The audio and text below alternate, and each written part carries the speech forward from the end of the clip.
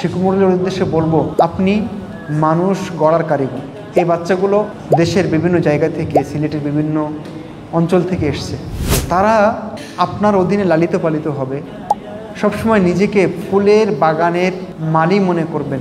উম্মুল কুরা এটা একটা হলো ফুলের বাগান, এই ফুলের চারা হচ্ছে এরা। আমি শিক্ষক, প্রিন্সিপাল, কর্তৃপক্ষ, আমরা হলাম এই ফুলের বাগানের মালি। এর পরিচর্যা করার দায়িত্ব আমার। সেজন্য প্রত্যেকটা শিক্ষক যেন এটাকে তার সেরেফ চাকরি মনে না করে, বরং নিজেকে মানুষ গড়ার কারিগর মনে করে এখলাসের সাথে, আন্তরিকতার সাথে দায়িত্ব পালন করবে। এটা তো দ্বীনি জ্ঞান, এটা দিলেও নেকি। এখানে এখলাস থাকলেই কি হবে, আপনি সফল হতে পারবেন। সেজন্য প্রত্যেকটা শিক্ষকের কাছে আমার অনুরোধ থাকবে যে এই ছাত্রগুলোকে নিজেদের আমানত হিসেবে নেবেন এবং সেইভাবে যেন কোনো ত্রুটি না থাকে, আপনারা তাদেরকে সেইভাবে লালন পালন করার চেষ্টা করবেন।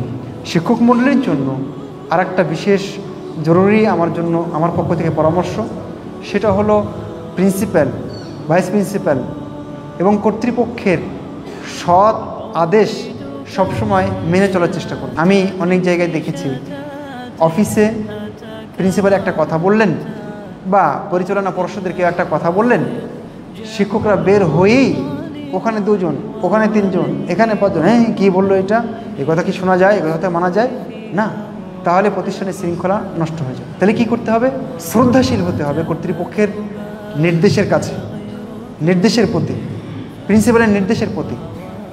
পাপ হয়ে যাবে না এরকম কোনো নির্দেশ যদি উনি না দেন, তাহলে সেক্ষেত্রে অবশ্যই সবর করতে হবে। যদি তৎক্ষণাৎ মানতে সমস্যাও হয়, নাও পারি, তারপরেও উল্টা মন্তব্য করা যাবে না, পরস্পর সমালোচনা করে পরিবেশ নষ্ট করা যাবে না। এটা হলো শিক্ষক মণ্ডলীর প্রতি আমার বিনীত অনুরোধ থাকবে।